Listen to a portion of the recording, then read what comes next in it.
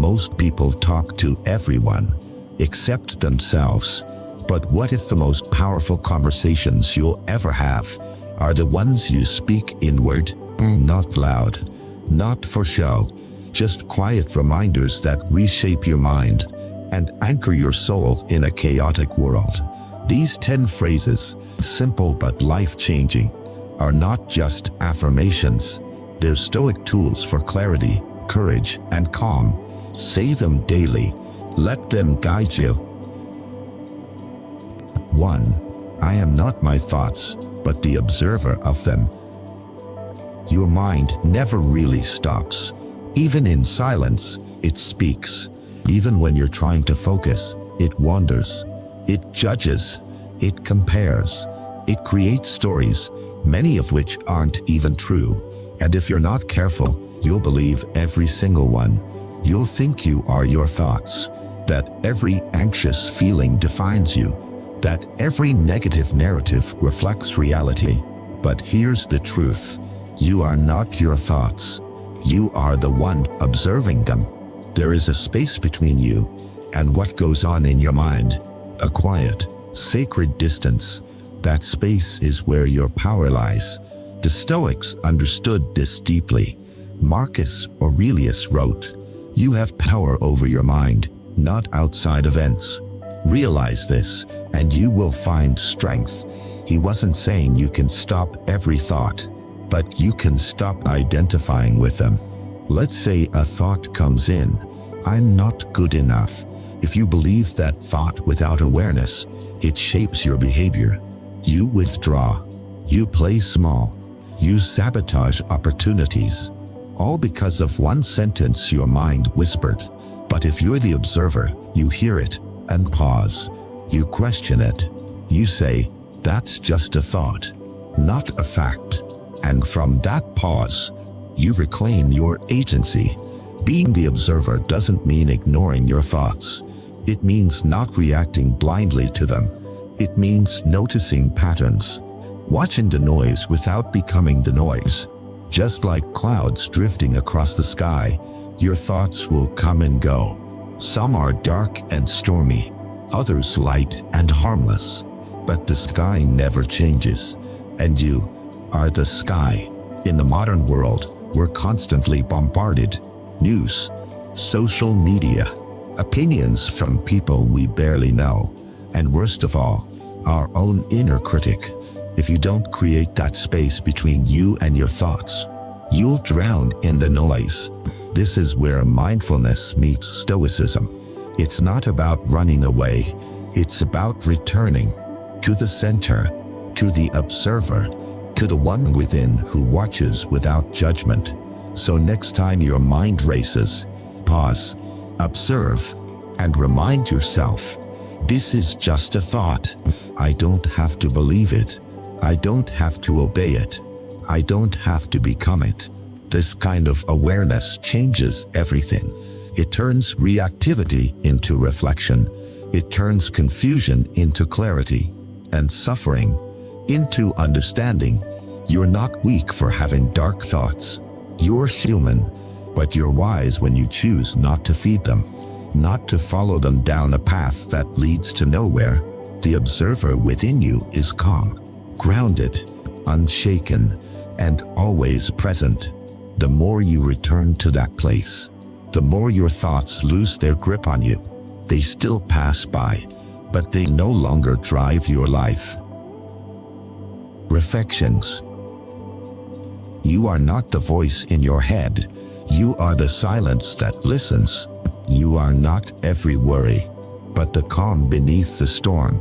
Your thoughts may rise like waves, but you are the ocean. You are not what you feel for a moment, but what you choose after it passes. Observe. Don't absorb. Be the space. Be the stillness. 2. What's within my control, I face. What's not, I release. There's a kind of peace that most people never find, not because it's hidden, but because it requires surrender. Not the loud kind, not dramatic, just quiet, calm acceptance. It begins with one simple realization. You don't control everything. In fact, you control very little. You don't control the weather. You don't control how someone treats you. You don't control the traffic, or the timing of things, or the past. But what you do control is you, your actions, your effort, your mindset, your decisions, your response to difficulty, and your ability to let go. The Stoics understood this better than anyone. Epictetus said, "Some things are up to us, and some things are not." He didn't just mean this as theory, he lived it. He was once a slave, physically beaten, but mentally free. Why? Because his mind was his own. When you live from this principle, when you face what you can influence and release what you can't, you reclaim your life. Think about it. So much of our suffering doesn't come from what happens, but from our resistance to it. You get stuck in traffic, and instead of breathing, you curse. You tighten. You try to force what can't be forced. You suffer. You lose someone's approval. And instead of accepting their choice, you spiral. You obsess. You try to fix what was never yours to control. You suffer. Now imagine this.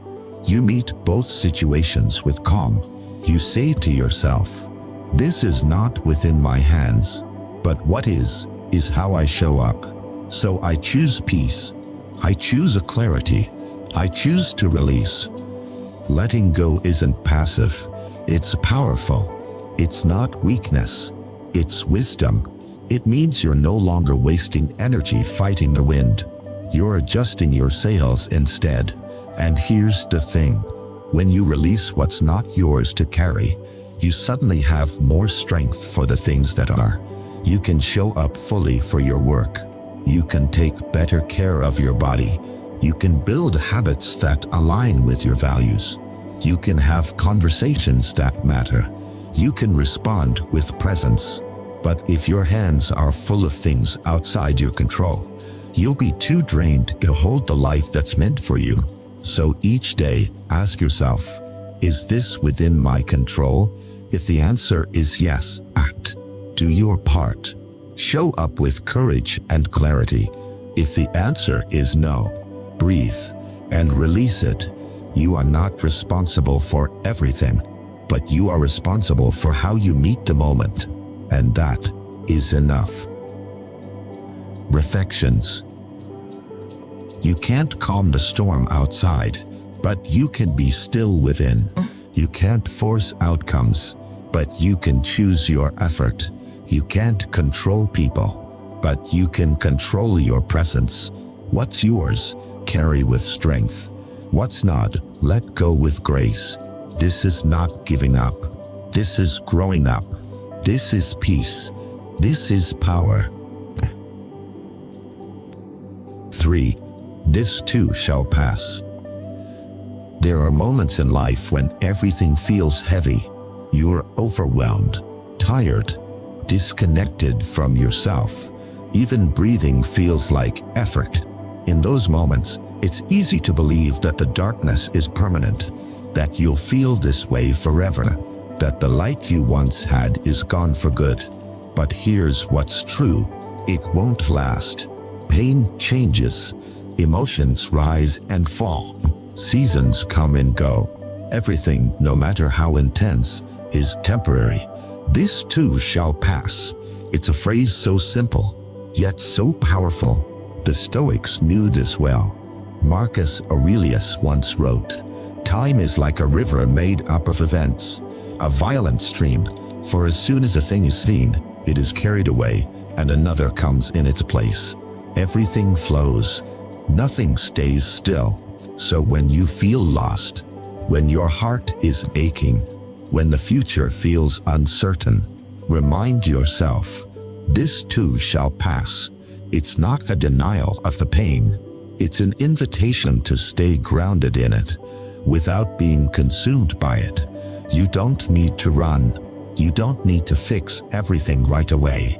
You just need to wait and breathe. Even the darkest night eventually gives way to morning. Even the coldest winter melts into spring. And here's what's remarkable. The same phrase also applies to your joys, your success, your comfort, your peace. This too shall pass, not because the good is bad, but because it's all fleeting, which is what makes it beautiful. So when you're happy, be present. Don't take it for granted. Enjoy it fully, because it won't stay forever. And when you're suffering, hold on. Don't lose hope, because that won't stay forever either. This phrase is not about resignation. It's about wisdom. It helps you stay steady in the storm and humble in the sunshine. It tells you, no state is final. No emotion defines you. No moment is forever. You are not your worst day. You are not your best day either. You are the one moving through all of it. Learning, growing, enduring. Let that truth guide your response. Let it soften your anger. Let it ease your fear. Let it remind you that you're more resilient than you think. Whatever you're facing right now won't last forever. So hold on, take the next small step, and trust the process. The waves will crash, but they'll recede too. You just have to stay standing. Reflections. Storms don't last forever. They come and they go. Tears dry, wounds heal, joy fades, but it also returns. Every chapter ends, but a new one always begins. Breathe through the now. Let go of forever thinking. You're passing through, and you're not alone. 4. I have everything I need to begin. We often delay our own growth, not because we lack time, but because we convince ourselves we lack something else. More clarity, more confidence, more money, more energy, more permission. So we wait. We sit in hesitation. We overthink. We scroll. We compare ourselves to people who already started and tell ourselves, maybe I'll be ready tomorrow. But here's a truth that will unsettle your comfort. You'll never feel completely ready. Not for the important things. Not for the things that truly matter. And that's okay, because readiness isn't a feeling. It's a decision. You don't need to have it all figured out. You just need to begin. Seneca once wrote, "While we wait for life, life passes." He wasn't criticizing preparation. He was reminding us that over-preparing can become a disguise for fear. The Stoic path is about movement, not perfect plans, not ideal conditions, but small, deliberate steps taken today.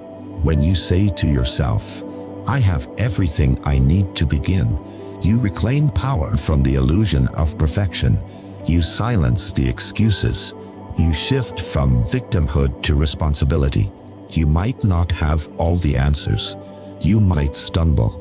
You might not even know where the path leads. But you have something far more valuable: willingness, courage, awareness, and that is enough. You have a mind that can focus, a heart that can choose meaning, a body that can move, a present moment where action is still possible. That's the foundation, and you already have it. Think about it this way. How many people live with access to endless resources, yet do nothing? And how many others with less? Start anyway, build anyway, create anyway. The difference isn't in what they have, it's in what they believe they have. If you wait to feel confident, you'll wait forever. But if you start where you are, with what you have, you grow into the person who's ready. That's the secret no one tells you. Confidence comes after the first step, not before it. So whatever you're holding off on, that book, that conversation, That boundary, that new habit, that healthier path. Start now, imperfectly, quietly, but honestly. Don't wait for certainty. Act with intention. The moment you begin, you activate a new version of yourself, one that chooses progress over perfection, presence over delay, and courage over control. You don't have to feel amazing. You just have to move forward. And you can. Perfections. You don't need a perfect plan. You need a brave first step. You don't need every answer. You need the will to search. Start small. Start where you are. You are more equipped than you think, more ready than you feel. Don't wait to be fearless. Act despite the fear. Momentum is power, and today is enough. 5. Let me respond, not react. Something happens. Someone says something sharp. A message comes in. You're caught off guard. Before you even realize it, your heart rate spikes. Your jaw tightens. And suddenly, you're reacting. Maybe with anger.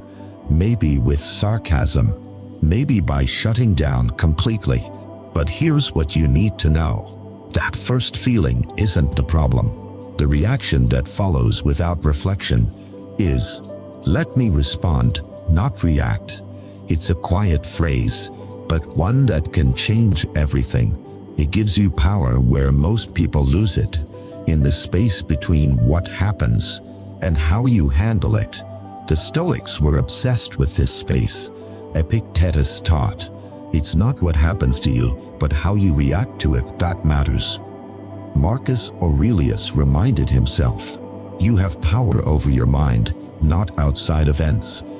Reactivity is fast, it's instinctual, it's automatic, and most of the time, it's regrettable. You lash out and then feel shame.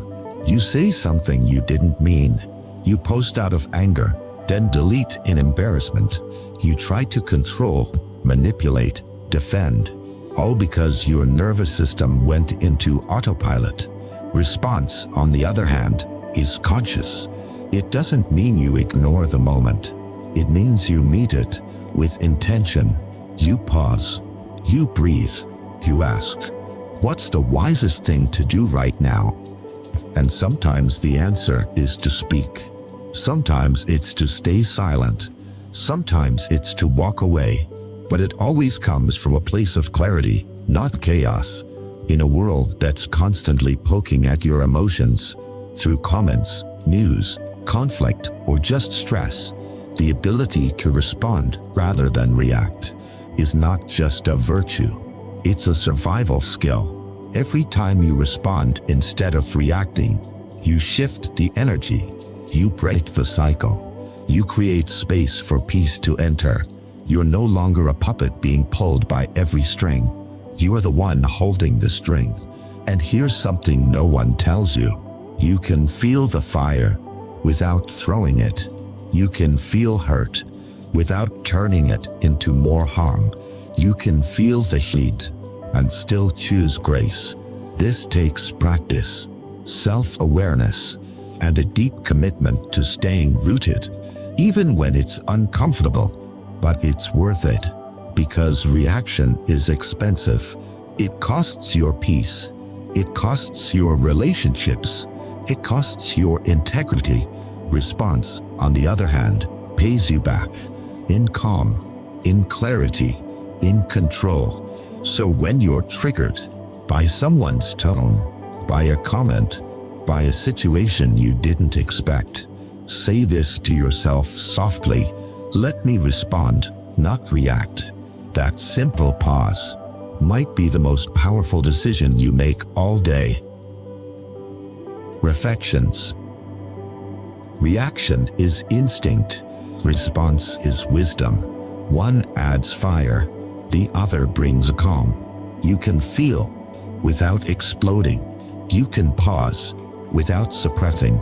Stillness is not weakness. It's strength in its quietest form. Don't be driven by noise. Be guided by awareness. Your peace is worth protecting. Choose your response. 6. I choose clarity over chaos. Every day, we wake up to noise, notifications, news, demands, deadlines, opinions from people who barely know us. From the moment we open our eyes, something is trying to grab our attention. Something is pulling us away from ourselves. It's easy to get swept into it. You scroll, you react, you move fast, but feel lost. Busy, but directionless. Wired, but deeply disconnected. This is the nature of chaos. It doesn't always look like panic. Sometimes it looks like constant distraction, like always being in motion, but going nowhere. That's why this simple phrase matters. I choose clarity over chaos. It's not just a preference. It's a declaration, a conscious decision to reclaim your space and your mind. The Stoics understood the power of clarity.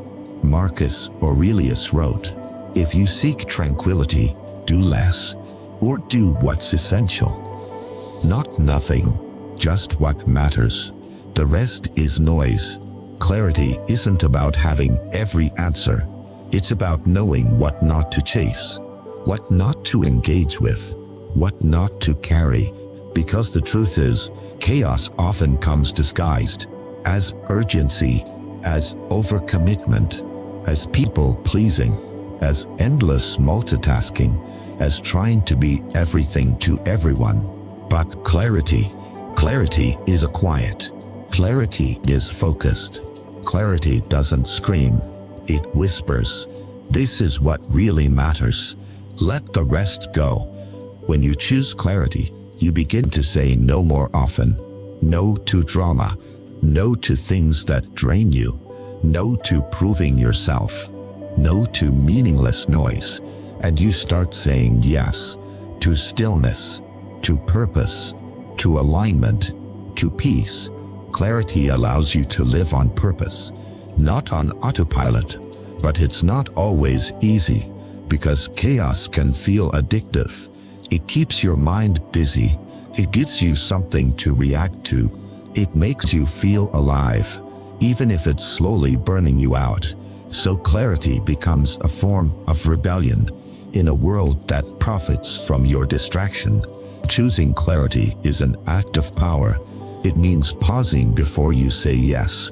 It means asking yourself, is this helping me live better, or just keeping me busy?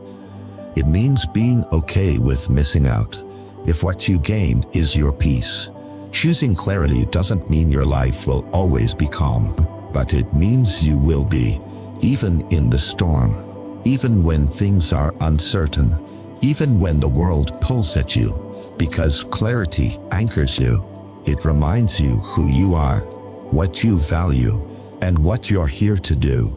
So each morning, repeat to yourself, I choose clarity over chaos. And let that guide how you speak, how you move, and how you live. Reflections. Clarity isn't found, it's chosen. In silence, not in noise. In depth, not in distraction. You don't need more. You need less of what doesn't matter. Say no to chaos. Say yes to what grounds you. Protect your focus. Protect your mind. Live with intention. Clarity is peace. 7. I accept discomfort as a path to growth. Most people avoid discomfort. It's human. We naturally seek ease, pleasure, and familiarity. We want things to feel good, to feel safe, to feel comfortable. But here's the problem. Growth doesn't live in comfort. It never has. Ask yourself, when did you change the most? When did you become wiser, stronger, more grounded? It probably wasn't when everything was smooth. It was when you were tested, when life stretched you, when you had to adapt or fall apart. And that's why this phrase is so powerful. I accept discomfort as a path to growth. It's not about loving pain. It's about not running from it. It's about seeing discomfort as a teacher, as a signal, as a necessary part of becoming more. The Stoics didn't glorify suffering, but they didn't fear it either. Seneca wrote, "Difficulties strengthen the mind as labor does the body." They knew that muscles only grow through resistance, and the same is true for your character, your patience, your discipline, your courage. You cannot read your way to strength. You have to live through discomfort. You have to stay in the fire long enough, not to burn, but to be forged. Think about it. You want to be fit? You'll feel soreness. You'll wake up tired. You'll say no to temptations. You want better relationships. You'll face hard conversations, moments of vulnerability, disagreements that demand maturity. You want to grow in your career? You'll be uncertain. You'll risk failure. You'll work when motivation is gone. Discomfort is the toll you pay for anything worth having, and avoiding it only keeps you stuck. Now, this doesn't mean you chase pain mindlessly. It means you stop avoiding the exact experiences that help you evolve. You stop quitting too early. You stop numbing what should be faced. You stop thinking pain means you're off track, because sometimes it means you're finally on the right path. Let's be honest. We live in a culture that worships comfort. Everything is instant, convenient, painless. But at what cost? We've become soft in spirit, easily offended, easily distracted, easily broken. Growth reverses that. It builds depth. It builds grit. It builds perspective. When you accept discomfort, you grow your threshold. What once triggered you no longer moves you. What once scared you now empowers you. You become less reactive, less entitled, more resilient, and slowly you begin to feel something strange, peace. Not because life is easier, but because you're stronger. Repeat this to yourself. I don't need everything to feel easy. I just need to face what's hard with my eyes open. That's how you change. Not by avoiding the storm, but by walking through it with intention and with dignity. Reflections. Comfort doesn't make you grow. It keeps you the same. Pain is a signal, not a stop sign. Face the resistance. Stay in the tension. There's strength being shaped in the silence. There's wisdom inside the fire. Don't run. Don't numb. Grow through it and rise. 8. I am enough, but I can always grow. We live in a world that constantly tells us we're not enough, not successful enough, not attractive enough, not productive enough, not ahead enough. It's a message we absorb so deeply that we begin to measure our worth by our output, by how much we achieve, by how much we earn, by how much we impress others. And in chasing all those things, we forget something essential. Our worth isn't something we earn, it's something we already carry. That's why this phrase is so powerful. I am enough, but I can always grow. It holds a rare balance between self-acceptance and self-development. It says, you don't have to hate yourself into improvement. You can grow from love, from compassion, from wholeness. Many people confuse growth with self-rejection. They think, if I improve, it means I wasn't good enough to begin with. But that's not true. You can love yourself fully and still want better habits. You can accept who you are and still refine your character. You can value your journey and still take new steps. The Stoics knew this. Marcus Aurelius constantly wrote reminders to himself, not because he thought he was worthless, but because he knew he could always align deeper with virtue. He was emperor of Rome and still reminded himself to stay humble, to remain kind, to be present. That's growth, not from ego, not from shame, but from a deep commitment to being better each day. And you can do the same. You don't need to become someone else. You just need to become more of who you truly are, more aligned with your values, more intentional in your actions, more at peace with your flaws, without being passive about them. Because here's the key: self-acceptance isn't stagnation. It's the soil where real growth happens. When you accept yourself, you stop running from your reflection. You stop pretending. You stop performing for approval. You start facing yourself honestly. And from that place, you make changes that actually last. When growth is driven by insecurity, it becomes toxic. You chase more just to fill the void. You burn out trying to earn validation, and nothing ever feels like enough. But when growth is driven by self-respect, it becomes sustainable. You grow out of purpose, not panic. You grow because you want to live with more wisdom, because you want to show up better for others, because you know you're capable of more, not because you're broken, but because you're whole enough to evolve. So remind yourself, you are enough right now, with your past, with your imperfections, with your wounds and scars. You are not finished, but you're not unworthy either. Hold both truths at once. You are already valuable, and you are still becoming. That is the art of a grounded life. Reflections. You are enough, right here, right now. You don't need to earn your worth. You carry it already. But growth is still calling, not from shame, but from strength. You can be both gentle and firm, content and curious, grateful and ambitious, complete and evolving. Grow from love, not lack. 9. No one owes me anything, and I owe myself everything. One of the hardest lessons to accept, and one of the most liberating, is that the world doesn't owe you anything. Not love, not fairness, not an apology, not even understanding. And yet, so many of us move through life with quiet expectations. We expect others to notice our effort, to appreciate our goodness, to support us when we struggle, to give us what we were never taught to give ourselves. And when they don't, we feel betrayed, abandoned, hurt. But here's the truth that changes everything.